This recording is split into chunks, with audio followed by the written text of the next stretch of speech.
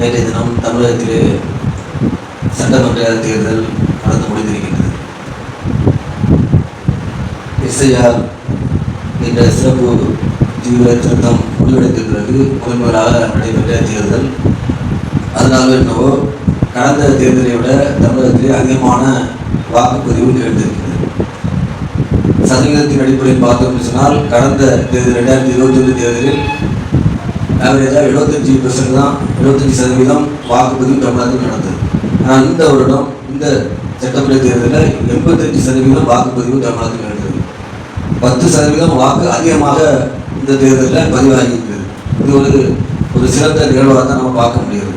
ஏன்னு சொன்னால் 65% 70% வாக்குப்பதிவு நிகழ்ந்து அந்த 65-70%-லேயே ஒருவரை ஒரு ஆட்சி பொறுப்பில் அமர்ச்சி செய்வது என்பது 30% மக்கள் 40% மக்கள் புறக்கணிப்பு நம்ம கண்டுகொள்ளாமல் விடுறது மாதிரி இருக்குது. 40% மக்கள் இந்த தேர்தலில் பங்களிப்பு செய்யாமல் தேர்தலை புறக்கணித்திருக்கிறார்கள். அதை எந்த விதமான ஒரு கவனத்துக்கும் உட்படுத்தப்படாமல் 60% மக்களுடைய வாக்குகளை கொண்டே ஒரு ஆட்சியை நிர்ணயிப்பது போல கடந்த காலங்களில் கடந்த அளவு 85% என்பது ஒரு சிறப்பான 15% மக்கள் தான் புறக்கணிச்சுக்கிறாங்க.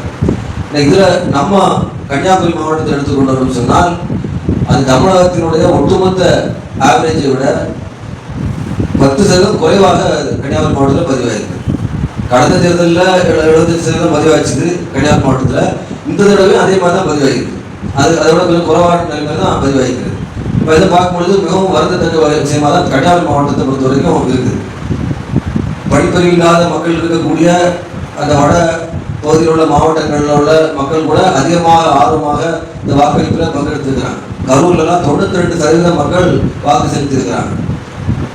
ஆனால் கன்னியாகுமரி மாவட்டம் லிட்ரஸி ரேட் எடுத்துக்கொண்டோம், படித்த கல்வி அறிவுடைய சதவீதத்தை எடுத்துக்கொண்டோம்னா 92%. இது தமிழகத்தில் உள்ள ஆவரேஜோட கூட இந்தியாவில் உள்ள ஆவரேஜ் எடுத்து எல்லா மாவட்டங்களை விட இந்திய மாவட்டங்களை விட ஆவரேஜ் அதிகமாக இருக்கக்கூடிய கல்வி அதிகம் உள்ள மாவட்டம்னா கன்னியாகுமரி மாவட்டம். 92% மக்கள், அதாவது 100 பேரில் 92 பேர் எழுதவும் தெரியும் படிக்கவும் தெரியும். அந்த அளவுக்கு உள்ள மாவட்டம் கன்னியாகுமரி மாவட்டம்.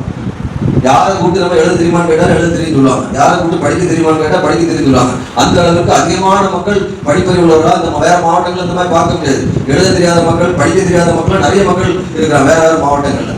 ஆனால் இவ்வளவு கல்வியறிவு சிறந்த மாவட்டமாக இருக்கக்கூடிய இந்த மாவட்டத்தில் தான் வாக்களிப்பு சதவீதம் ரொம்ப குறைவாக இருக்குது. அதுதான் ஒரு பெரிய அதிர்ச்சியான விஷயமா இருக்கு. அதுக்கு சில காரணங்களை பத்திரிகைகளில் குறிப்பிடுறாங்க. என்ன குறிப்பிட்டிருக்காங்கன்னா, ஒன்று சொல்றாங்க, இந்த மாவட்டத்தில் நிறைய மக்கள் படித்தவராக இருக்கக்கூடிய காரணத்தினால அவங்க வேற வேற பகுதிகளுக்கு புலம்பெயர்ந்து மைக்ரேஷன், அதாவது புலம்பெயர்ந்து சென்றாங்க. படிச்சதுனால படிப்புக்குள்ள வேலை இந்த மாவட்டத்தில் இல்லாத காரணத்தினால வேற மாவட்டங்களுக்கோ வேற நாடுகளுக்கோ போய் புலம்பெயர்ந்து சென்று விடுகிறார்கள். அப்படி போனவர்கள் திரும்ப அதுக்கு முயற்சி எடுத்து ஓட்டு வாக்களிக்க வரல, அதனால வாக்களிப்பு சதவீதம் குறைவு. இது ஒரு காரணம். 2வது காரணம் சொல்றாங்க, கடுமையான வெயில் அந்த நாள்ல, அதனால மக்கள் வெளியே வாக்கு செலுத்துறதுக்கு முயற்சி எடுக்கல அப்படின்னு ஒரு காரணத்தை சொல்றாங்க. அடுத்து என்ன சொல்றாங்கன்னா, அன்னைக்கு முகூர்த்த நாள். இந்த முகூர்த்த நாளா இருந்த காரணத்தினால மக்கள்லாம் கல்யாண வீடு விசேஷங்களுக்கு சொல்லிட்டு போக ஆரம்பிச்சிட்டாங்க. அதனால அன்றைய தினம் மக்கள் ஓட்டு போடுவதற்கு வாக்கு செலுத்துவதற்கு வரல அப்படிங்கிற கருத்துக்களை சொல்றாங்க. ஆனால் இந்த கருத்துக்கள்லாம் உண்மை இருக்கலாம், உண்மையாகவும் எடுத்துக்கொண்டாலும் கூட இந்த பிரச்சனைகளை எல்லாம் தாண்டி கூட மக்கள் வாக்களிக்க முயற்சி செய்திருக்கலாம்.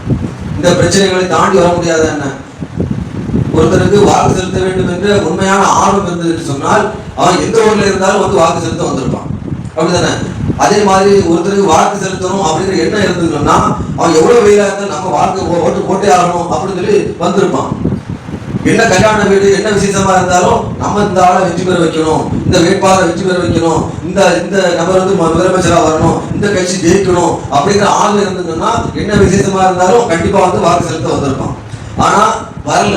ஏன்னு சொன்னால் இந்த பிரச்சனைகள் காரணமா இருந்தாலும் இந்த பிரச்சனைகளை தாண்டி அவனுக்கு வர்றதுக்கான விருப்பம் இல்லாததுக்கு காரணம் என்னன்னு சொன்னா பல கன்னியாகுமரி மாவட்டத்தில் பல தொகுதிகளில் முடிவு அவனுக்கு முன்கூட்டியே ஒரு தெரிஞ்ச மாதிரியான ஒரு ஃபீல் வந்துடுது. என்னன்னா இந்த தொகுதியா இவர் தான் ஜெயிப்பாரு, இந்த தொகுதியா இவர் தான் அப்படிங்கிற முன்கூட்டியே முடிவு வந்துட்டு நம்ம ஓட்டு போட்டா இவங்க ஜெயிக்க போறாங்க, நம்ம போராட்டாலும் இவங்க தான் ஜெயிப்பாங்க, எதுக்கு நம்ம இவ்வளவு கஷ்டப்பட்டு இங்க வரணும் போய் ஓட்டு போட்டு இப்படிங்கிற ஒரு முதல்ல ப்ரீ ஜுடிஷ் சொல்லுவாங்க. முதல்ல அவன் முன்கூட்டியே நம்ம ஓட்டு அவசியம் கிடையாது அப்படிங்கிற மாதிரியான ஒரு எண்ணம் அவனுக்கு வந்துடுது. முன்கூட்டியே ஒரு தீர்மானிக்க கூட எண்ணம் வந்துடுது, எப்படியும் இவர் தான் ஜெயிப்பாரு அப்படிங்கிற.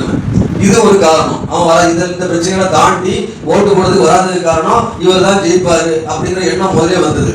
ரெண்டாவது என்ன, இளைஞர்கள்ட்ட பார்த்தோம்னா யார் நமக்கு என்ன நடந்துற போகுது அப்படிங்கிற எண்ணம் இளைஞர்கள்ட்ட ஜாஸ்தியா இருக்கு. என்ன மாற்றம் வந்துட போகுது, என்ன நடந்துற போகுது, போன தேர்தலில் இவர் தான் இந்த கட்சி தான் இருந்தது, இந்த தேர்தலில் கூட்டணி தான் நிற்குது, இவங்க என்ன பண்ணிட போறாங்க அப்படிங்கிற மாதிரியான ஒரு விரக்தி மனப்பான்மை, என்ன மாற்றமும் வர போறதில்ல, எதுக்கு நம்ம ஓட்டு போடணும் அப்படிங்கிற மாதிரியான ஒரு எண்ணம் இளைஞர்கள் மத்தியில் வருது. அதே மாதிரி வாக்குறுதி எடுத்துக்கொண்டோம்னா ஒரே மாதிரி வாக்குறுதி தான் கொடுக்குறாங்க. போன தேர்தலில் என்ன வாக்குறுதியை கொடுத்தாங்களோ அதே தான் இந்த தேர்தலையும் கொடுக்குறாங்க. இதை வச்சு நம்ம இந்த என்ன நடந்துற போகுது என்று அந்த அடிக்கடி இந்த வாக்குறுதிகளை மாத்தாம ஒரே மாதிரியான வாக்குறுதிகள் கொடுப்பதும், அதே மாதிரி அந்த விரக்தி மனப்பான்மையும் அவங்களுக்கு வாக்கு செலுத்துவதற்கான எண்ணம் இல்லாத நிலைமை உண்டாகிறது இளைஞர்கள் மத்தியில். புதுசா அவங்களை கவர்ற மாதிரி எந்த ஒரு திட்டங்களையும் யாரையும் அறிவிக்கல அப்படிங்கிற எண்ணமும் வாக்கு செலுத்த வராது. ஏன்னா இவெல்லாம் படிச்சவனா இருக்கான். இந்த மாவட்டத்தை பொறுத்த வரைக்கும் நிறைய மக்கள் படித்தவர்களா இருக்கக்கூடிய காரணத்தினால அவன் வேற மாதிரி ஏதோ சிந்திக்கிறான். நம்ம ஓட்டு போட வரணும்னா இதெல்லாம் நமக்கு சரியா வராது, இந்த காரணத்துக்காக நம்ம ஓட்டு போட முடியாது என்று படித்தவர்கள் நினைக்கிறாங்க. இன்னொரு காரணம் என்னன்னா, இந்த மாவட்டத்தை பொறுத்த வரைக்கும் மத ரீதியான ஜாதி ரீதியான ஒரு தாக்கம் அதிகமா இருக்கிறதுனால நம்ம ஓட்டு என்ன தாக்கத்தை உண்டுபடுகிற போது இந்த தொகுதியா இந்த ஜாதி நிறைய இருப்பாங்க, இந்த தொகுதியா இந்த மதம் நிறைய இருப்பாங்க, அவங்க தான் நிறைய இன்ஃப்ளூயன்ஸ் ஆவாங்க, நம்ம ஓட்டுனால ஒன்றும் ஆக போறதில்லை என்று இந்த மத ரீதி, அது இல்லாமல் நம்ம போட்டு வாக்கு பிரிய போகுது, இந்த மாதிரியான விஷயங்கள்னால வாக்கு பிரிகிறது, ஒரு ஒரு எழுச்சி அறைகள் எதுவுமே உண்டாத விரக்தி மனநிலை, இந்த மாதிரி விஷயங்கள்னாலையும் மக்கள் அதிகமாக வாக்கு செலுத்தாமல் இந்த மாற்றத்திற்கு காரணமா இருக்கிறது. வேட்பாளர்கள் மீதான இந்த நம்பிக்கைகள், கட்சிகள் எடுத்திருக்கக்கூடிய வேட்பாளர்கள் மீதான நம்பிக்கை மிகவும் குறைந்து போன காரணத்தினாலையும் மக்கள் வாக்கு செலுத்தாத நிலைமை இருக்கிறது என்பதை நம்ம பார்க்க முடியுது. இந்த நிலைமையை மாற்றணும்னா வரக்கூடிய காலங்கள் என்னதான் அரசு அதிகாரிகள் விழிப்புணர்ச்சி ஏற்படுத்தும், தேர்தலில் வாக்கு செலுத்துவது ஜனநாயக கடமை அப்படின்னு சொல்லி அவங்க பிரச்சாரம் செய்தாலும் கட்சிகள் மீதான வேட்பாளர்கள் மீதான நம்பிக்கை அந்த மக்களுக்கு அதிகமாக வருவதற்கான முயற்சியை தான் இந்த வேட்பாளர்கள் ஏற்படுத்தணும். அந்த வேட்பாளர்கள் ஏற்படுத்துவதன் மூலமாக தான் மக்கள் வாக்கு செலுத்துவதற்கு வருவதற்கான அந்த ஆர்வம் அதிகரிக்கும், அதன் மூலமாக வாக்கு செலுத்தும் அதிகரிக்கும் என்பதை நம்ம சொல்லிக்கொண்டு